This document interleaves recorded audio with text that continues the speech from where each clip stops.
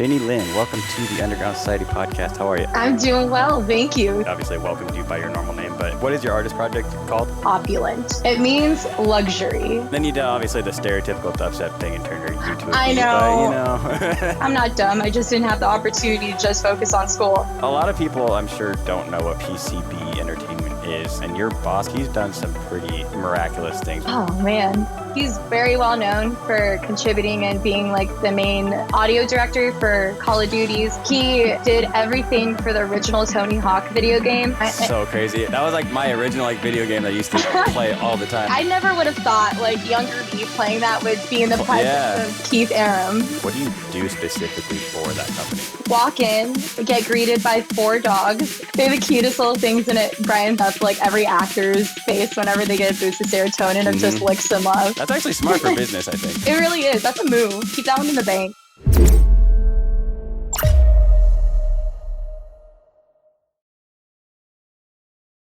Janie Lynn, welcome to the Underground Society podcast. How are you?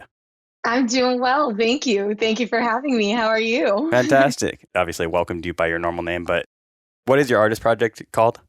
So I recently rebranded myself and decided on an alias after years, and it's Opulent. Okay, what does that mean?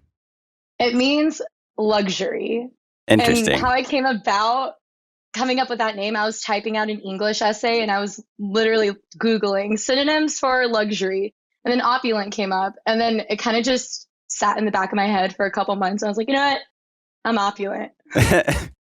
Yeah, well, it fits you perfectly, and I think with your dyed hair and the color of your branding and everything, it goes very well with Thank that you. name. Yeah, and then you did obviously the stereotypical dubstep thing and turned your YouTube. I know. But you know, I know. I played around with it. I was like, do I just want to have opulent? And I was like, nah. This one I'll be basic. Well, I wanted to get into your musical journey, but before that, I know we talked a little bit before the interview about kind of your earlier years as a child and how that very much influenced what you did today. So can you take me back to like your childhood and kind of like what experiences kind of shaped what you do now? Yeah.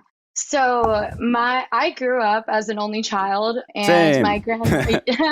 I really wanted siblings, and all my friends had siblings. I had was step like, I really siblings, but yeah. I have step siblings now, and I found that out at like 22 when I What? reunited with my dad. Yeah, I never met my birth dad until I was like 22. And then he was like, you have siblings. I was like, no way.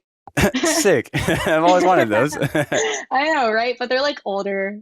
You're raised by your grandma. What was that experience like? So it was okay. Like, love my grandma. She definitely helped shape me into the person I am today. But with that, also my mom, she was mentally abusive. She had a lot of mental health problems. So she was there, but she wasn't there. And she really didn't know what was coming out of her mouth a lot of the time. And my grandma took it upon herself to raise me. And this is my mom's mom.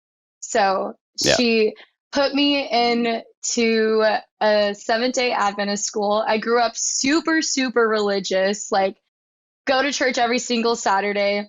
Sunday, I would do community service at church. On Wednesdays, I would go to prayer meeting. Fridays is Vespers or youth group. And then the cycle starts over again. And I spent a lot of time. I was raised very similarly, yeah. Yeah, I didn't have my first piece of bacon until I was 18. I wasn't allowed to do anything on Saturdays. God, I wasn't allowed to watch Harry Potter. I've been wilding out since I became an adult. But my grandma put me in piano lessons when I was like 4 years old. And that's where like the music started. And I would start to lead song service and play the piano while everyone was singing hymns. Or in youth group, I would lead out in singing with leading out the congregation and worship. Yeah. So I was raised Catholic and like Protestant, my kind of half and half Protestant. So I'm very familiar with that kind of stuff. Yeah. Yeah. Did you have anything before music that you were applying a lot of like those discipline principles that your grandmother taught you? Yeah, I think just working hard, even in school, like because of my living situation, it wasn't the healthiest. I recently saw a TikTok where this girl was like, see, I'm not dumb holding her degree. I'm not dumb. I just didn't have the opportunity to just focus on school. And that was completely me.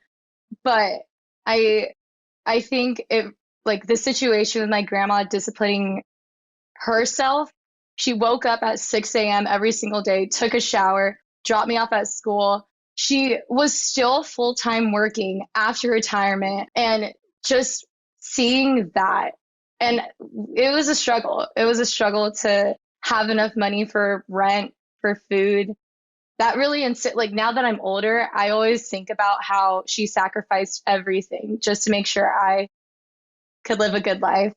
Yeah, So that's awesome. yeah.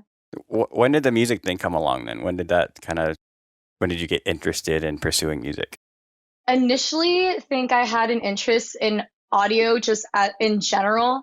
When I was younger, I would always have the Tom and Jerry Fast and the Furious DVD on repeat.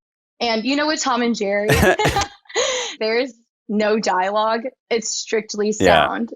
And I was so fascinated with how you can tell a story with just sounds. And it like That's later, that is an interesting thought, and crazy that you thought that at a young age, because I don't think I personally thought about that, but you're right. Like it is like they tell a whole story with just sound effects. they do. It's crazy.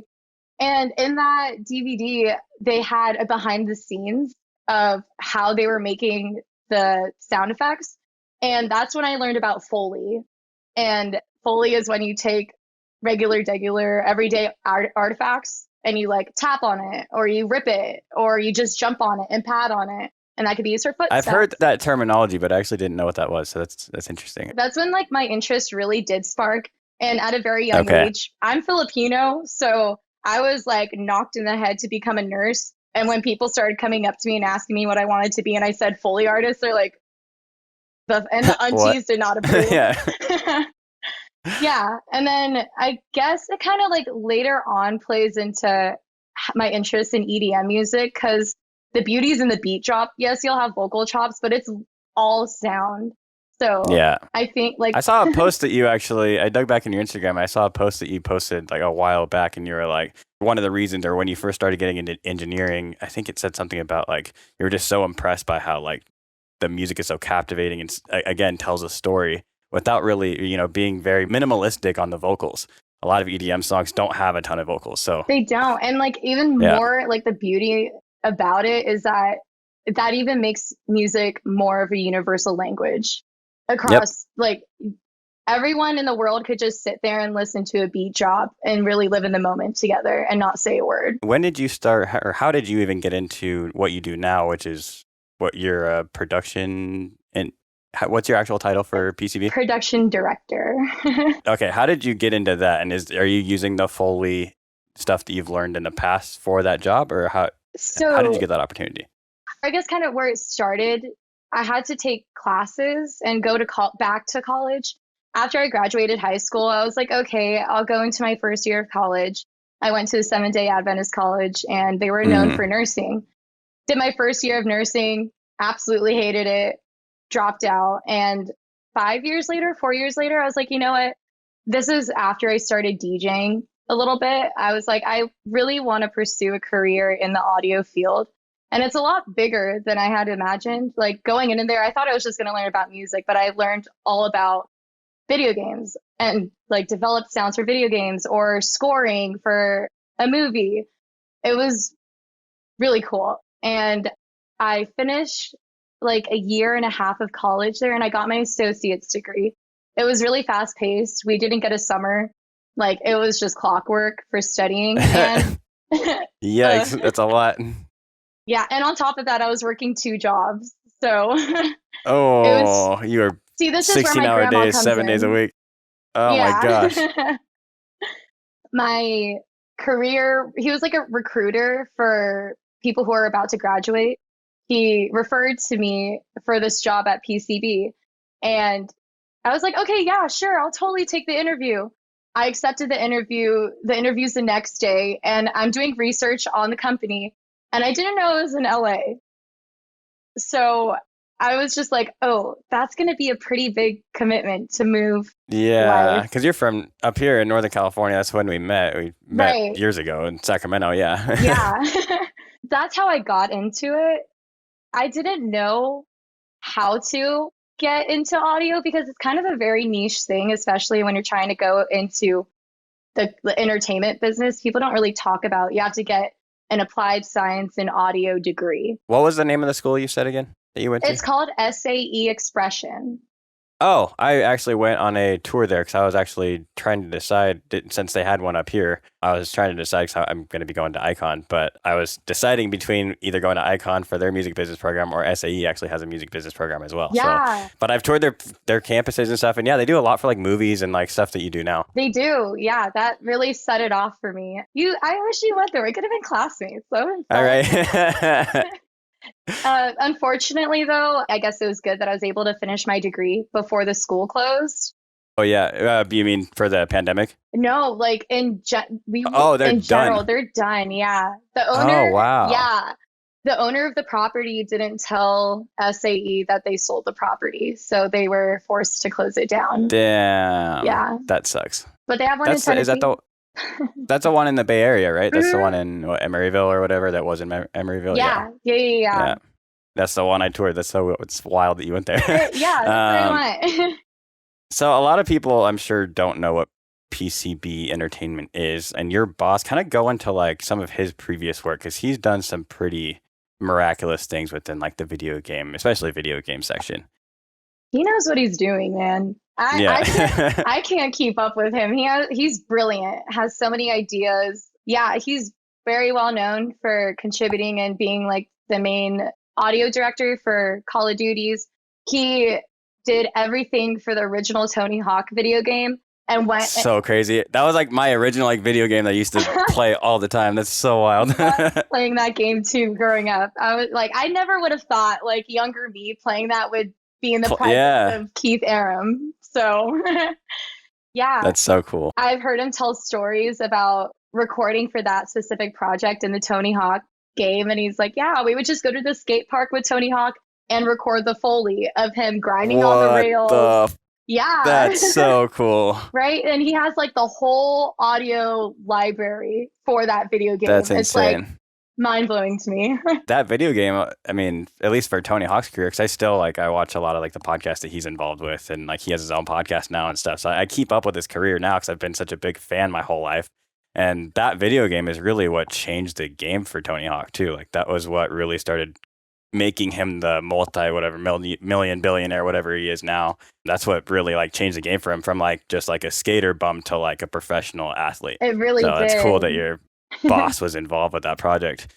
What's your sort of like day to day? Like, what do you do specifically for that company? So, day to day, walk in, get greeted by 4 dogs, love all of them. They're like these cute little studio dogs, and they'll come up and sit Nice. next to you, sleep next to you, keep you comfortable. Life goals. They're the cutest little things, and it brightens up like every actor's face whenever they get a boost of serotonin of just licks and love. That's actually smart for business, I think. Right? It's kind of, yeah, Yeah. it really is. That's a move. Keep that one in the bank. So I'll walk into the studio. I will get greeted by pups. I will grab a coffee. Never used to be a coffee drinker until a big girl job. I don't know how I feel about coffee. Are you drinking coffee? That's water.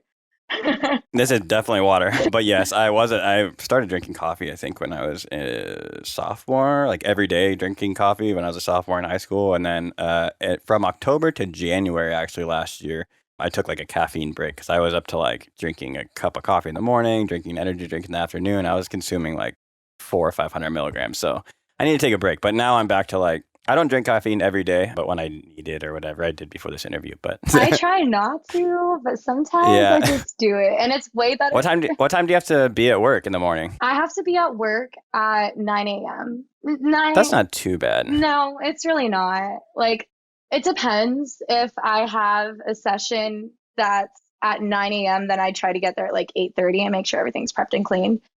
So grab coffee, and then the rest of my day is kind of up to me. I have a set list of things that I need to do. I have to prep Pro Tools sessions. I have to make deliveries to clients, like all of our audio files. I do tracking amongst the whole entire studio, make sure all of those files are in there, everything's named correctly. I do facial capture, which is like Yeah. so it's like mocap. It's like, you know how in Avatar they have on those like morph suits and dots all over their face? Yes. Yep. So yeah, I It's engineer for that. Sick.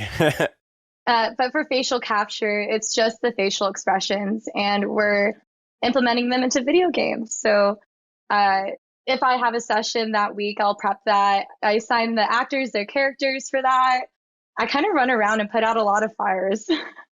Do you do scouting at all, or is that No, we have assistance teams and kind of like the owners of the company, Keith and Val Aram, they're the ones who like talk about scouting and assigning roles to actors, like if they would be like a fit for it.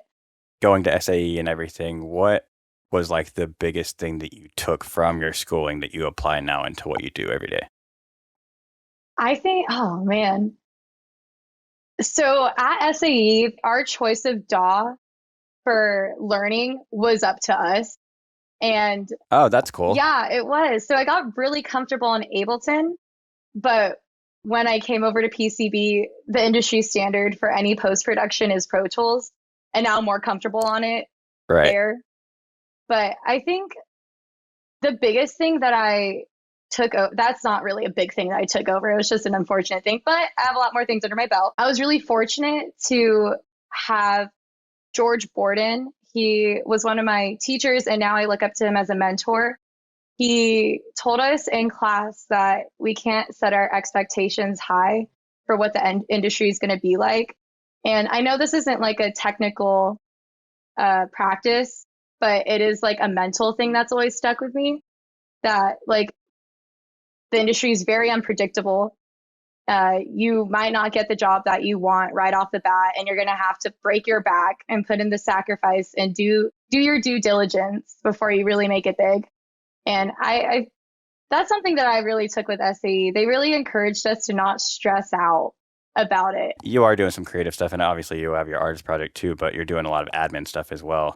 Whether you're doing admin stuff or creative stuff, I think it's, it is sometimes a lot to sacrifice. It is a lot to overcome mentally. It is a lot to like push yourself to do what you really have to do to make it in this industry. So can you talk a little bit about like the sacrifices that you've personally had to make and kind of what that looks like along your journey? Yeah. For my job in PCB, particularly with that, the sacrifice of moving alone was a big step. Yeah, especially in LA. Yeah, especially LA. And I don't know if it's necessarily like I'm not the biggest fan of LA. It's just not the Bay. The culture is different, people are different, vibes are different. But for music in particular, I feel like there's so many sacrifices that I've made in my own journey.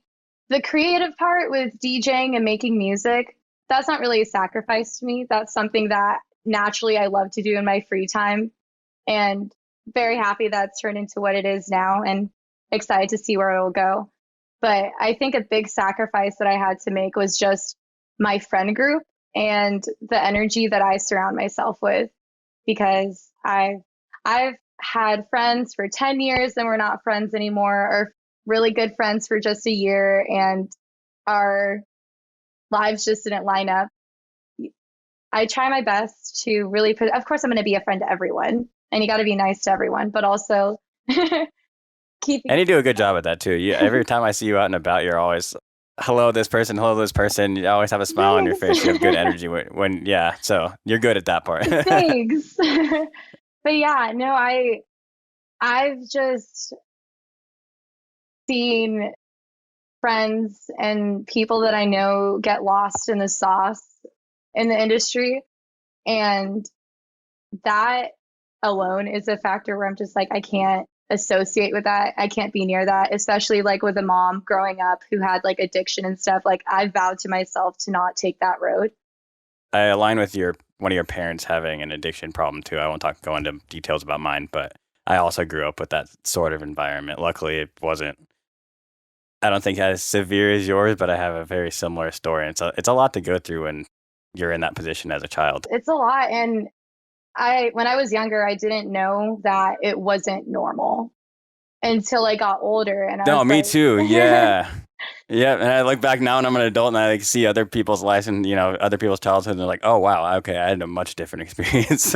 right, right. Yeah. But so I think that really has influenced me to make and navigate through music, the music industry, or just video game industry to really be selective of the energy you have because you're the average of the 5 people that you hang out with.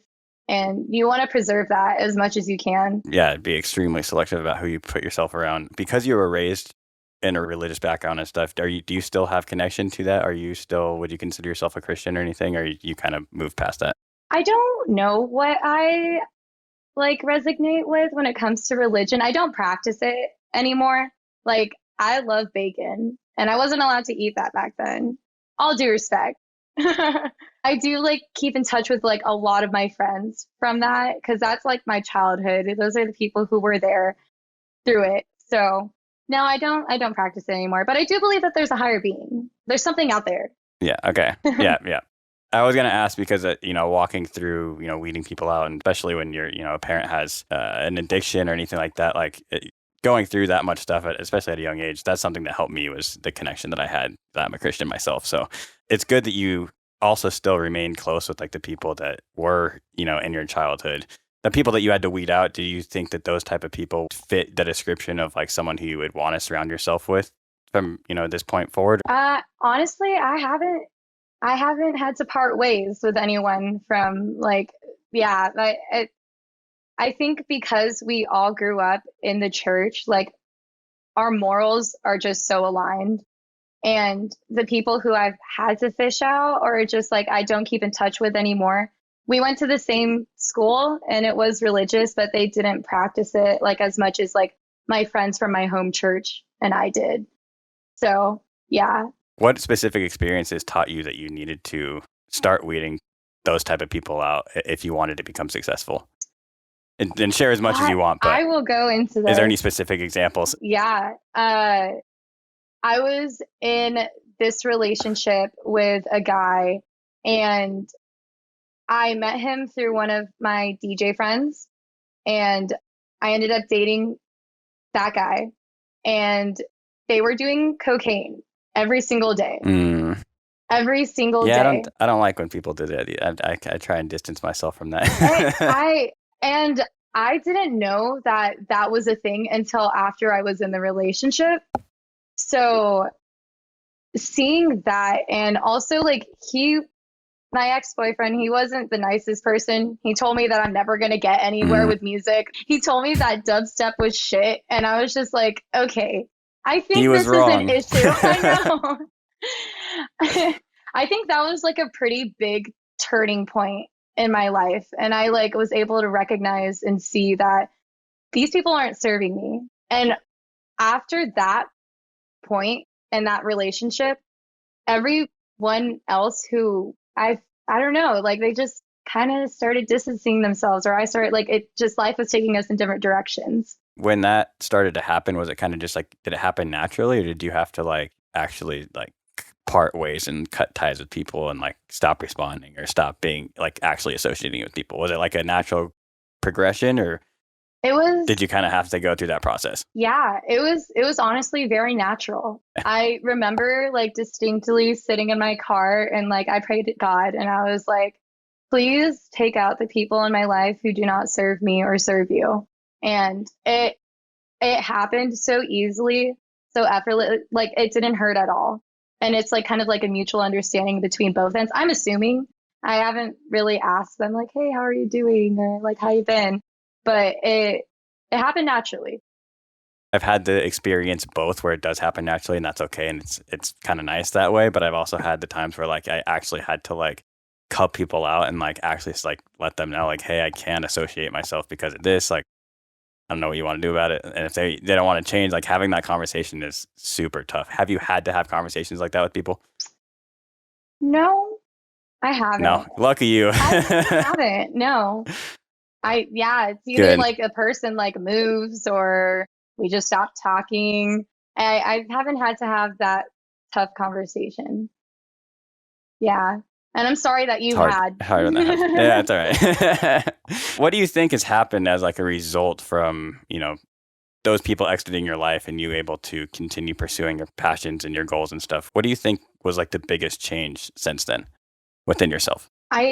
I think I was just able to really focus and laser in and have tunnel vision on what I wanted. And that was to pursue something in music like be able to talk and speak to people through frequencies. Like I was able to really hone in on that without distractions and only surrounded by people who are uplifting me, supporting me, see the vision and feel it. And I was able to really put my head down and buckle down.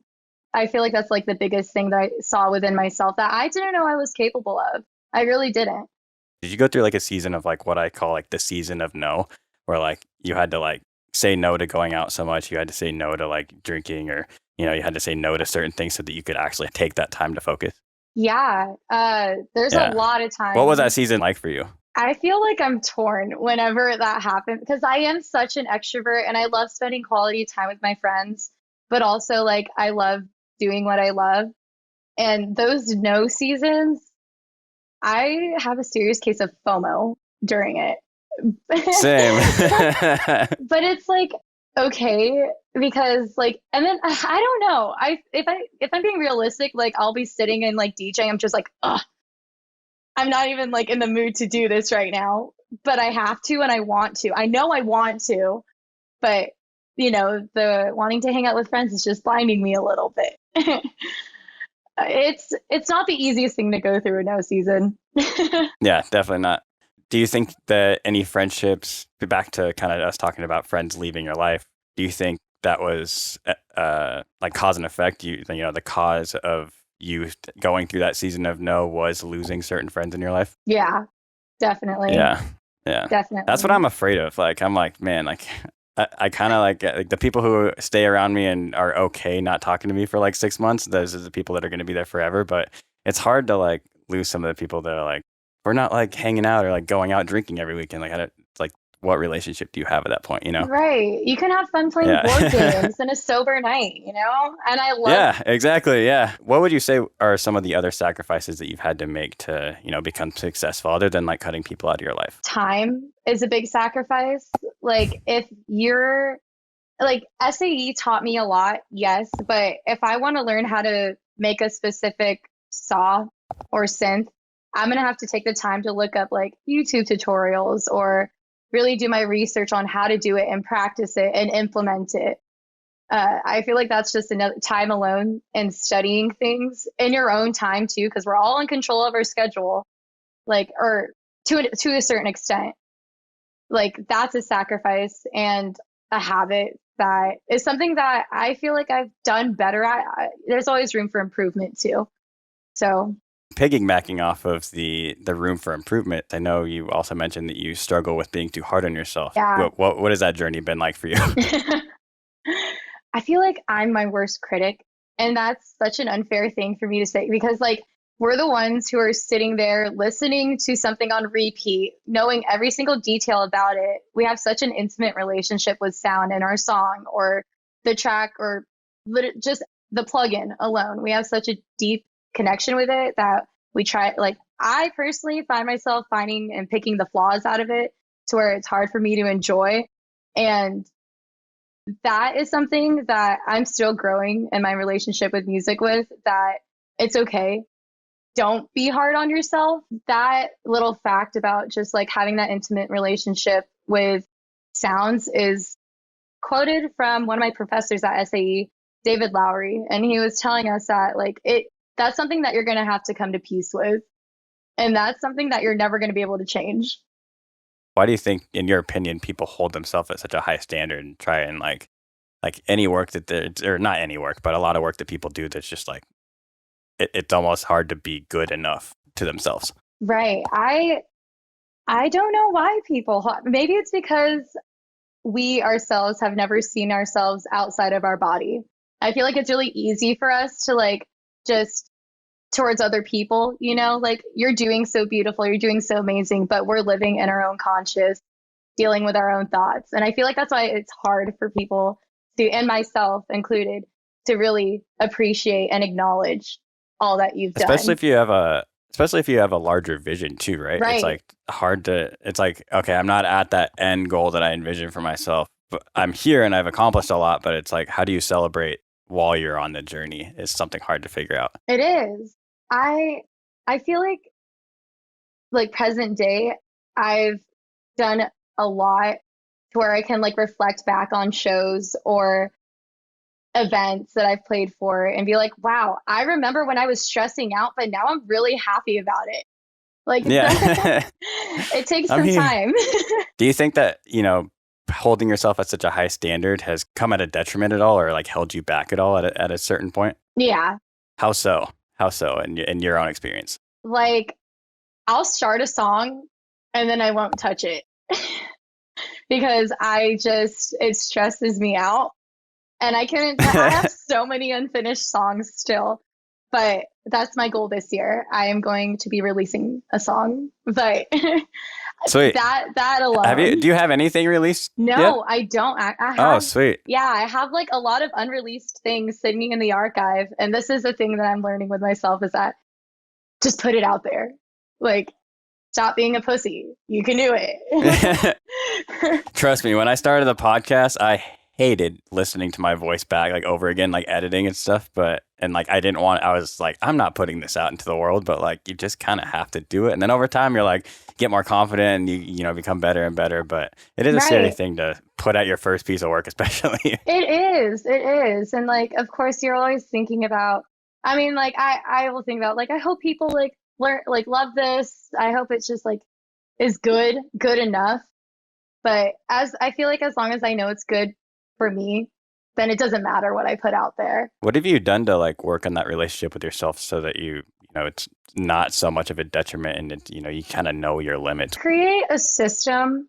Like, I know what works for me, like, and just like what I have to get done in a music, like like for a song or for a set. Like, I kind of have my own ins and outs that make me comfortable and like took a lot of trial and error, but figuring out what works best for me and how I can get this goal accomplished has been like the biggest thing that I've had to teach myself. What is some of your advice to people that are maybe hearing your story and seeing what you do for not only your artist project but also what you do for Foley and stuff and are feeling inspired? It's hard. Like this is not an easy walk in life, and everyone has their own journey. Everyone has their own situations. But everyone's placed on this earth for a reason. And no matter what you're going through, if it's abuse by a family member, like just know that the only thing that matters is if you're good. And if you know that you're not stupid or if you're not untalented or if you know that it's not true that you're never going to amount to something, that's all you need. And that will be your driving force moving forward. And it's really hard, especially when you're placed in those situations immediately and you can't leave your home or just can't leave a situation. Make the steps forward to protect yourself also. Like it's hard, but you will get through it. You will. And it takes a lot of sacrifice. It takes a lot of hard work. Yes. But you will. Definitely. So much sacrifice. What was the thing about music that you felt like that was the thing that you were called to do and that it was your mission in life? Why did you choose to go with music over anything else? So my very first exposure to EDM was not even an EDM song. It was literally Dark Horse by Katy Perry. And just that little build up and breakdown. Yeah. I was like, what is that? I just love that. No one's singing. I just love that. And it later, I tried to do research on EDM, but I didn't know what EDM was until I went to my first year of college. And a lot of the people that I met love raving and going to these events. And then my first event was Chainsmokers.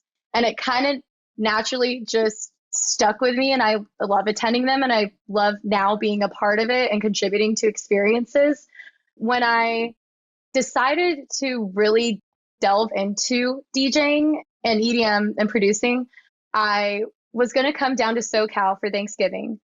I went to Sacramento Airport and turns out I missed my flight because it was in San Francisco. No. I was like, I've never done that before. I've only heard of a couple people doing that, but yeah. I've never done that in my life. Still have never done it. That was the one and only time. One says SAC, one says SFO. I know.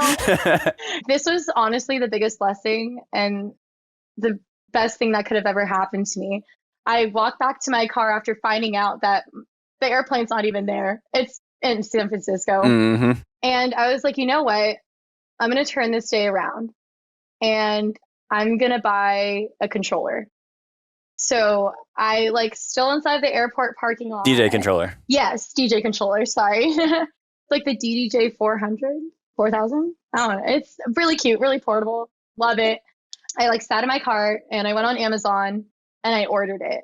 And up until that point, I was contemplating, I was like, I really want to learn how to DJ and I really want to just try it.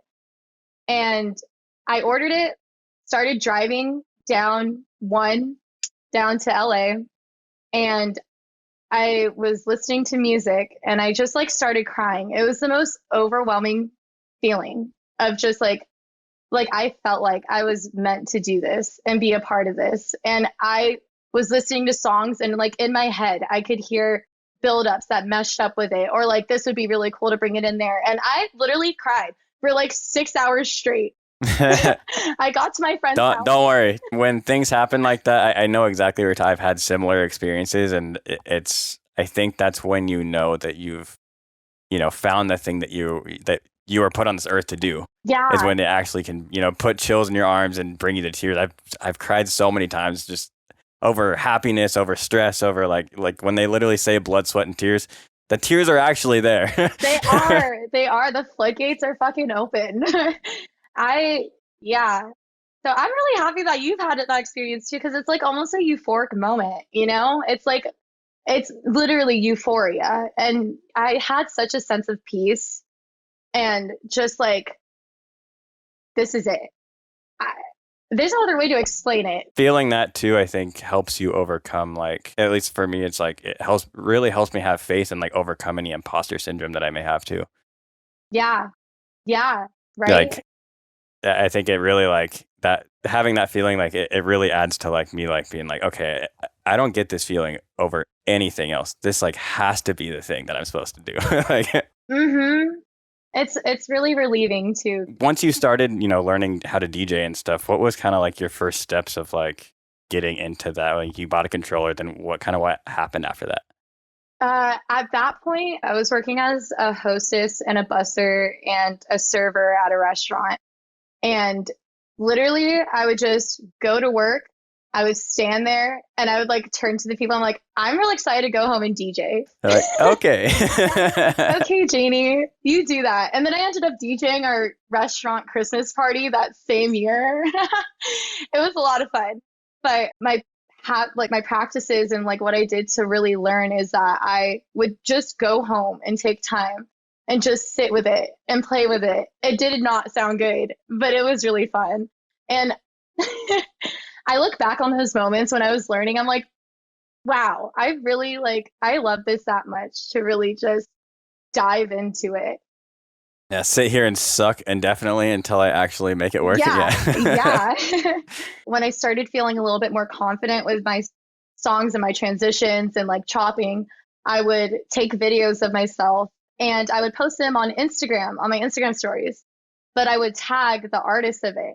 And like I've had Ari, like at that time, I was so young, like in my early years of DJing, but like I was having Arias repost me. I was Bear. No way. Yeah. Sick. Arias repost me. They did Bear Grylls. He reposted me, and I was like, it was really sick. It was so cool to see like the people that I look up to kind of just like, you go. I'm like, fuck yeah. Yeah. Yeah, it was really cool. Going through this journey and going through, a rougher childhood and now, making it, quote unquote, and actually making this your full-time career. What was like the biggest like overarching lesson that you've learned throughout this period of your life?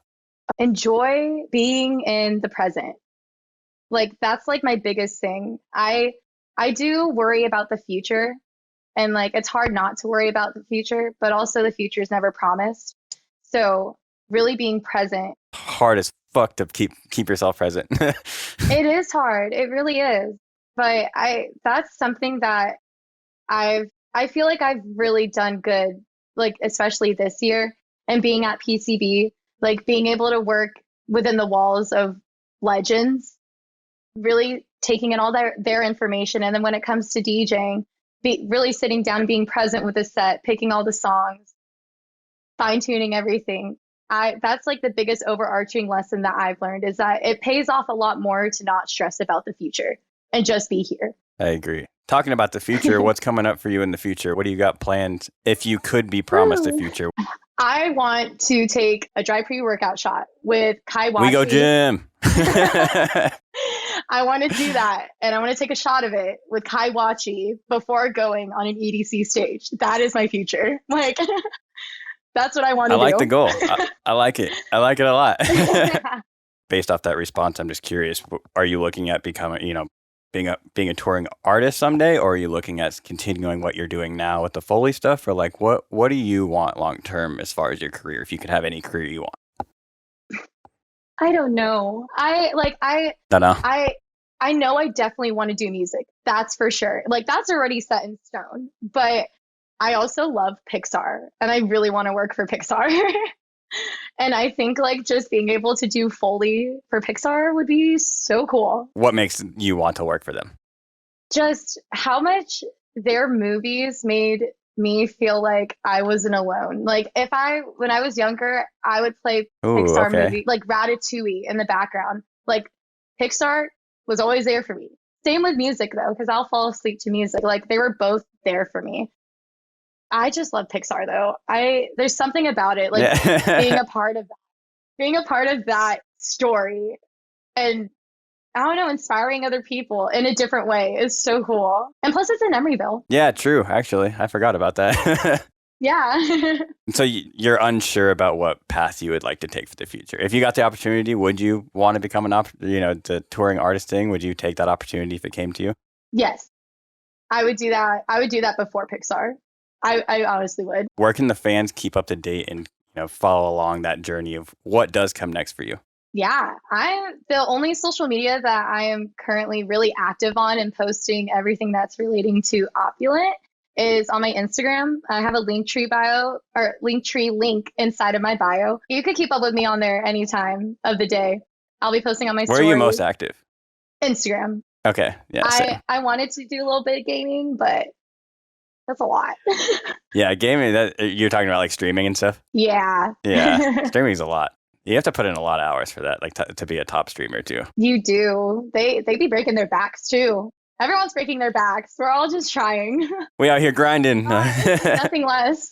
Awesome. Well, thank you so much for being on the show today. Final question. I ask this at the end of every single interview. If there's one piece of advice you could give your younger self when you were, back in your childhood years, if you could go back now and tell that younger girl one piece of advice, what would it be? Can I give myself like a fortune, like a future fortune? Be like, you're going to be good. Like, you're killing it. Yeah. I don't know if that's really advice, but I just like would love to tell my younger self that like, you're going to get through this shit. You're going to be fine. I would cuss at myself. Yes, it's me. I would just be like, you're going to do it. And you're doing it right now. All of these things that are hard in this present moment, like in your present moment, is only going to push you to where you are now.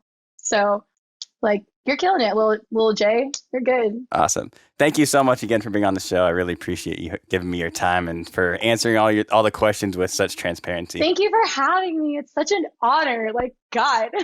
Absolutely. Really? I know. I've known you for so long. It was really cool to do this. It was really cool. Yeah. I feel like it's just like a full circle moment, It's just like, wow. Right. First we were just like participating and like being avid attendees to events, and now we're like, yeah, right. Hey, dude.